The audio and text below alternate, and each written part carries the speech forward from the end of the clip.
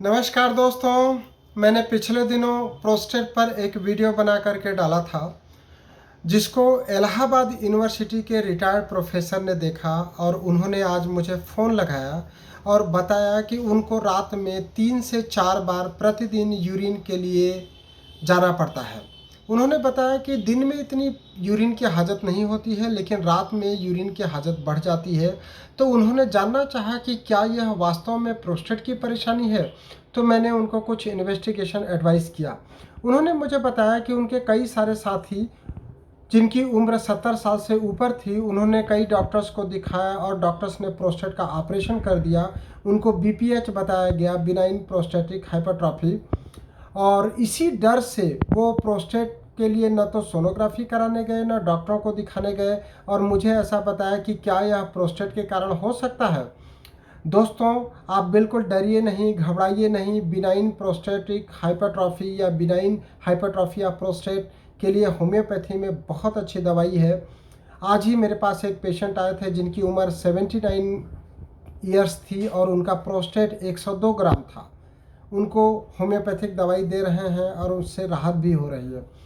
कई लोग इस डर से डॉक्टर को दिखाने नहीं जाते हैं कि डॉक्टर को दिखाने जाएंगे तो इस उम्र में ऑपरेशन कर देंगे डॉक्टर लोग, और ऑपरेशन करने के बाद कई बार नली लगा दी जाती है, पेशाब के रास्ते में कैथेटर लगा दी जाती है। तो इस डर से कैथेटर न लगे इसलिए डॉक्टर को दिखाने नहीं जाते हैं। ये बिल्कुल गलत बात है।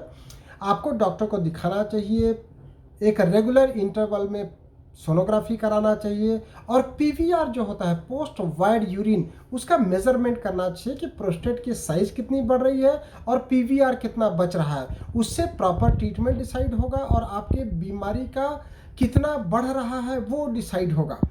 जैसे जैसे उम्र बढ़ती जाती है तो जो बीपीएच है वो एडिनोकार्सिनोमा प्रोस्टेट या प्रोस्टेट कैंसर की ओर टर्न होने लगता है। तो आपको पीएसए भी करा करके देखना चाहिए या फ्री पीएसए करा करके देखना चाहिए। अगर पीएसए बढ़ा हुआ आ रहा है तो आपका जो बीपीएच है वो एडिनोकार्सिनोमा की ओर जा रहा है, तो आपको ध्यान रखना चाहिए। अगर एडिनोकार्सिनोमा हो गया या प्रोस्टेट का कैंसर हो गया तो फिर वो प्रोस्टेट का कैंसर धीरे धीरे मेटास्टैटिक चेंजेस हो जाता है और मेटास्टेसिस बोन में भी चले जाता है, क्योंकि पेल्विस के अंदर ही प्रोस्टेट होता है तो वो सीधे पेल्विक बोन में इन्फेक्शन चला जाता है और उसके कारण लोगों को बोन का कैंसर हो जाता है और चलने फिरने में बहुत परेशानी होने लगती है, असह्य दर्द होने लगता है। तो आपको जैसे ही पेशाब की परेशानी हो, जैसे ही आप 45 ईयर्स के ऊपर हो रहे हैं, तो आप किसी यूरोलॉजिस्ट को दिखाइए, सोनोग्राफी कराइए या फिर होम्योपैथिक ट्रीटमेंट लीजिए जिससे प्रोस्टेट की साइज़ ना बढ़े और पीवीआर ना बढ़े, मतलब पोस्ट वाइड यूरिन ना बढ़े।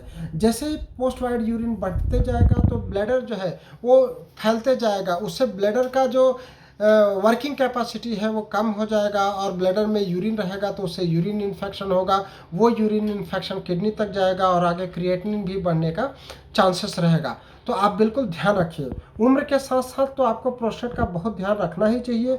उसके अलावा जो ध्यान रखना चाहिए, अगर आपको बार बार यूरिन इन्फेक्शन हो रहा है तो भी आपको प्रोस्टेट का ध्यान रखना चाहिए।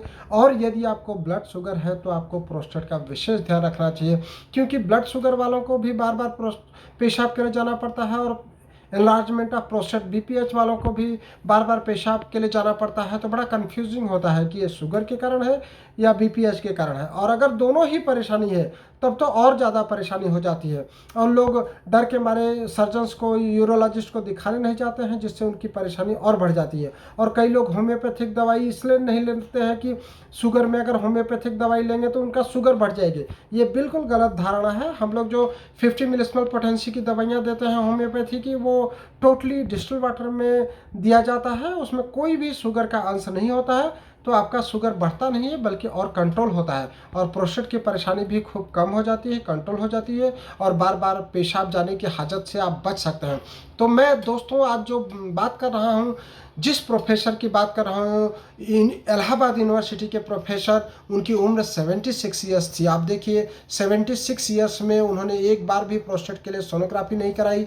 उनकी समस्या बनी हुई है, फिर भी वो ये जानने की कोशिश कर रहे हैं कि क्या ये प्रोस्टेट का ही लक्षण है। तो यदि आपको इस तरह की परेशानी हो रही है, बार बार पेशाब जाने की हाजत लग रही है और आपकी उम्र 45 साल से ज़्यादा है, तो आप एक बार सोनोग्राफी अवश्य कराएं। और अगर आप मुझे बात करना चाहते हैं तो मेरा नंबर है 0731 4989 287। फिर से सुन लीजिए 07314989 मोबाइल नंबर है 9826042287। आप हमको मेल भी कर सकते हैं। मेरा मेल आईडी है drakdindore@gmail.com। थैंक यू, धन्यवाद, नमस्कार।